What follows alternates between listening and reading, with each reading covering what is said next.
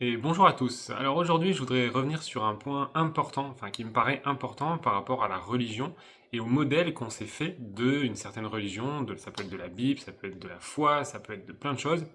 Et pour commencer, ça peut être du christianisme aussi. Et du coup, justement, pour commencer, je vais vous lire une définition de ce qu'est le christianisme, histoire de remettre un peu de contexte.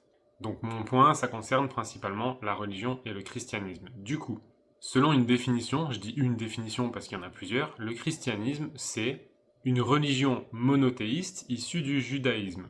La foi chrétienne se fonde sur la personne et les enseignements de Jésus-Christ de Nazareth. Et la Bible désigne les textes fondateurs du christianisme. Et maintenant une définition de la religion, c'est la reconnaissance par l'être humain d'un principe supérieur de qui dépend sa destinée. C'est une attitude intellectuelle et morale qui en résulte. Bon, personnellement, je trouve pas que ça colle fortement avec la définition que je me fais de la religion.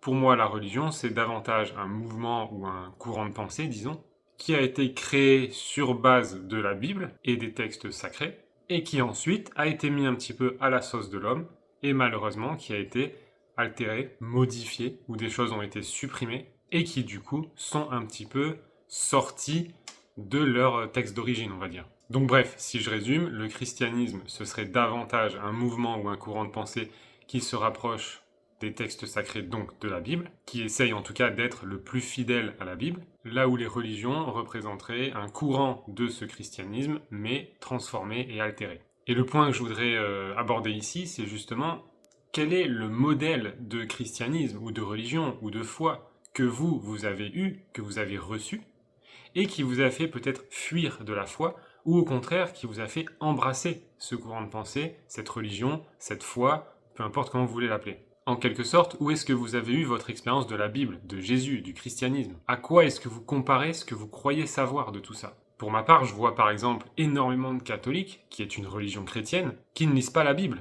Ils se contentent juste pour certains de dire qu'ils le sont, ou pour d'autres d'aller à la messe le dimanche en guise de réconciliation de leur semaine, on va dire. Et il faut être clair, ce genre de personnes qui finalement se contentent juste de ce qu'ils ont reçu ou de ce qu'on leur a dit de ce qu'était la Bible, ne sont pas un modèle adéquat de la religion ou du christianisme, ou encore du chemin de Jésus et de la vie tel que décrit dans la Bible. Pour ma part, j'ai pas eu de modèle finalement, on va dire, adéquat suffisamment longtemps. Mes modèles à moi ont été de bons modèles, on va dire, humains, dans le sens où c'était des gens bien, qui faisaient le bien, qui trichaient pas, mais qui finalement étaient assez faibles dans leur foi. Et n'ayant pas eu de réponse à mes questions finalement, à mes débuts dans ce chemin, bah, je me suis détourné de ce chemin, détourné de Dieu, de Jésus, etc. Et après, j'ai construit mon propre schéma mental à me dire que finalement, c'était mieux de se détourner de presque de cette secte ou de ce courant de pensée qui était là pour moi, hein, juste pour manipuler les gens, histoire qu'ils puissent donner un peu d'argent tous les dimanches pendant la quête et pendant la messe. Donc en gros, pour manipuler une foule d'adeptes. J'ai donc personnellement pas eu de modèle strict qui m'ont permis de savoir ce que c'est que vraiment d'être un chrétien. Et du coup, j'ai tout mis dans le même sac, je l'ai jugé et je m'en suis détourné. Et ça a été une grosse erreur. Faites pas la même. Du coup, vous, est-ce que quelqu'un vous a détourné de la foi? Ou du coup, qui a été votre référence? Qui est votre référence dans ce domaine?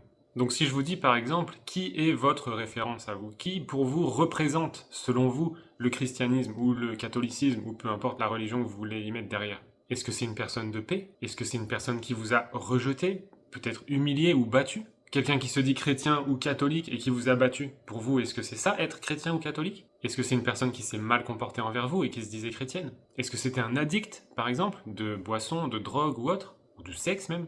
Est-ce que c'est tout simplement une personne normale qui a la même vie que tout le monde, que beaucoup d'autres dans cette religion, qui passe sa semaine à être quelqu'un peut-être juste normal, qui ment, qui pêche, qui fait des choses bien, et puis qui va à l'église le dimanche pour se repentir ou avoir l'air bien. Est-ce que c'est ça que vous avez comme modèle de la chrétienté ou de la religion? Est-ce que c'est quelqu'un qui, à vos yeux, est capable de mentir, de tricher, et qui pourtant va à la messe le dimanche, et qui se dit chrétien? Est-ce que c'est ça votre modèle?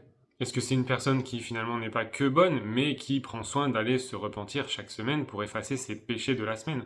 Et du coup qui n'a pas vraiment de relation personnelle avec Dieu, mais qui est là juste peut-être dans une certaine peur de ce qui peut lui arriver, donc il continue de pécher la semaine, et le week-end il va se repentir croyant que ça efface ses péchés.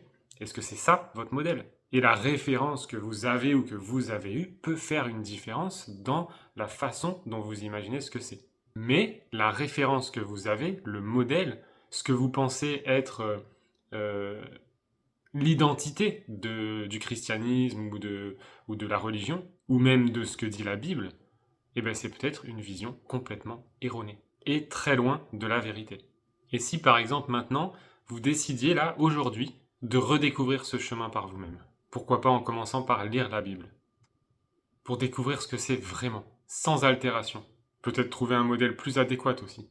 Une personne de paix qui sera davantage représentative de ce que c'est vraiment. C'est exactement comme ce que je disais la dernière fois dans ma vidéo sur TLR, justement, le mouvement. D'ailleurs, je vous la remets ici. La personne que vous rencontrez du mouvement TLR n'est pas forcément représentative de ce mouvement. C'est juste un être humain qui a aussi ses difficultés et qui peut avoir ses biais du fait de son passé. Donc si vous tombez sur quelqu'un de TLR par exemple qui est très insistant, qui veut absolument que vous soyez baptisé, qui vous lâche pas la grappe, demandez-vous avant tout, est-ce que ça c'est représentatif du mouvement ou est-ce que c'est juste cette personne qui est comme ça? Et du coup pour avoir cette réponse, il faut aller expérimenter les choses par vous-même ou rencontrer d'autres personnes. Il vous faut plusieurs sources ou modèles pour savoir ce que c'est que ce mouvement par exemple. Et c'est pareil avec le christianisme ou la religion. Parce que si vous tirez vos conclusions après avoir vu une seule personne d'un certain mouvement, vous aurez probablement une vision erronée de ce qu'est ce mouvement. Donc gardez bien ça à l'esprit pour recréer votre modèle. Et ça c'est pareil dans tous les domaines finalement. Par exemple, imaginons, vous avez été battu ou abusé par votre père. Vous considérez alors que les hommes et les pères sont mauvais. Allez construire quelque chose avec ce genre de pensée. Malheureusement, et j'en conviens, vous avez eu un modèle erroné de ce qu'est un bon père ou de ce qu'est un bon mari. C'est pas parce que vous avez eu ce modèle que tout le monde est comme ça. Et du coup, il va vous falloir redéfinir ce modèle parce qu'il n'est pas adéquat. Non seulement il n'est pas vrai, mais il n'est pas bon pour vous. Parce qu'il existe des bons maris et des bons pères.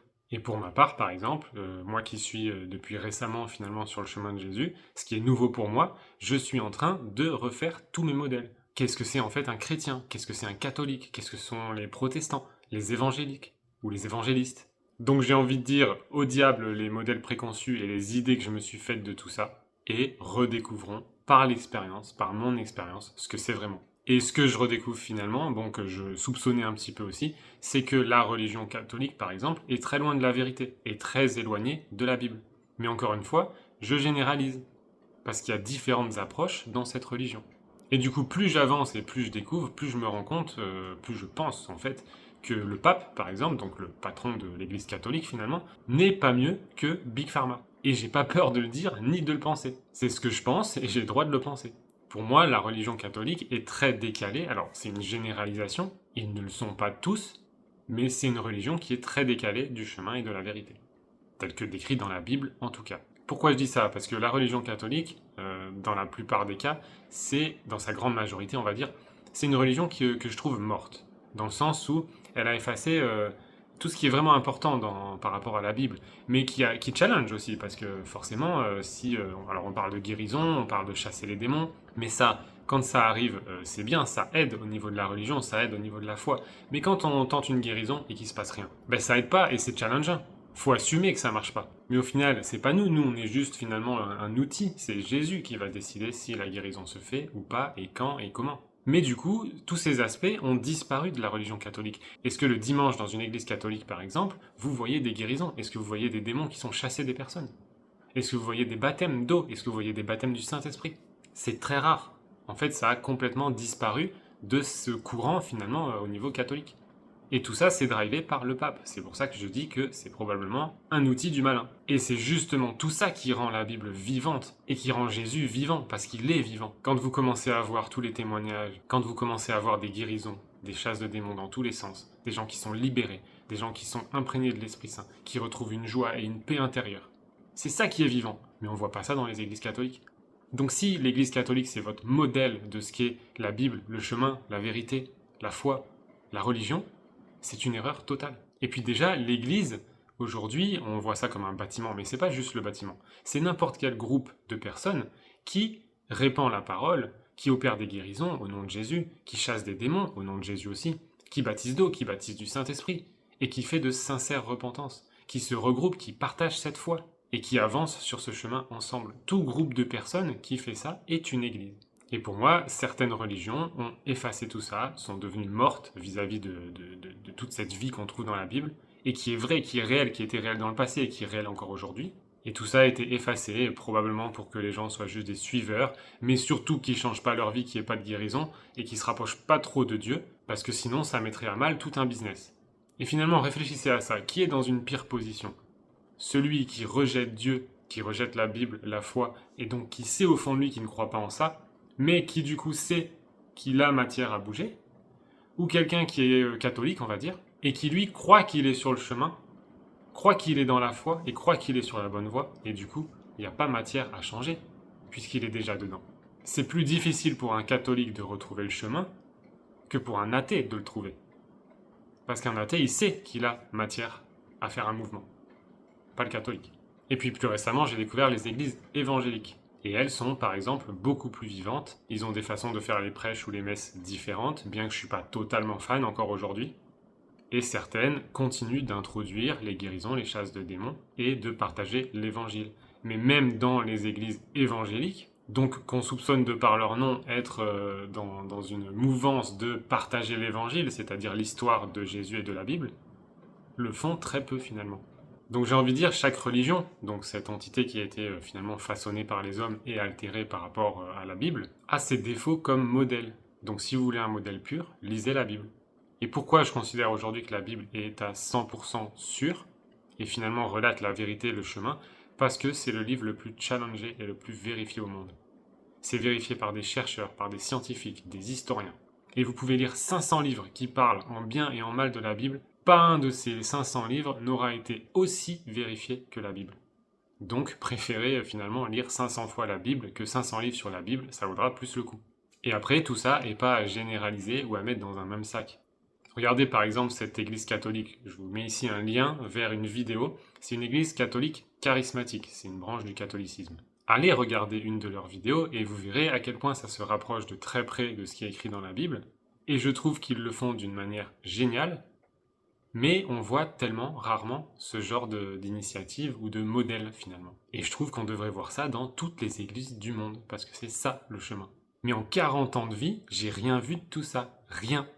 Nada.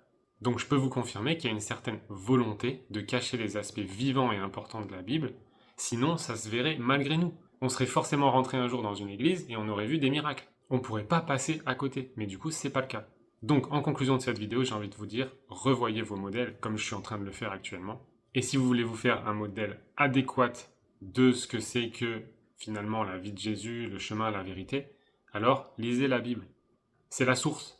Et si vous n'arrivez pas à lire cette Bible, parce que j'en conviens, au début c'est costaud, même moi j'ai essayé plusieurs fois, j'ai pas réussi, c'était incompréhensible, ça me saoulait. Et c'est finalement qu'après être allé à un week-end où je me suis fait baptiser du Saint-Esprit, donc j'en parle, c'est avec TLR que je l'ai fait, depuis ce moment, je dévore la Bible. Je sais pas pourquoi, je la comprends beaucoup mieux, j'ai envie de la lire, elle me fait du bien, et j'adore le fait de n'avoir finalement plus qu'un seul livre dans ma bibliothèque. Il n'y a pas un millier de millions de livres à lire qui sont toujours nouveaux et il faut toujours de la nouvelle connaissance pour finalement arpenter cette vie humaine. Non, il n'y a plus qu'un seul livre et ça c'est génial. Et donc du coup, si vous êtes baptisé du Saint-Esprit, donc que le Saint-Esprit vous a rempli, vous verrez, c'est beaucoup plus facile à lire. Et ça c'est une promesse que je vous fais, c'est du vécu. Et c'est du vécu par moi et par tous ceux que je connais qui ont fait le chemin. Et je peux vous dire qu'il y a de fortes chances par rapport à certains que je vienne de beaucoup plus loin que vous. Alors, à vos Bibles, et puis moi je vous dis à la prochaine sur une prochaine vidéo.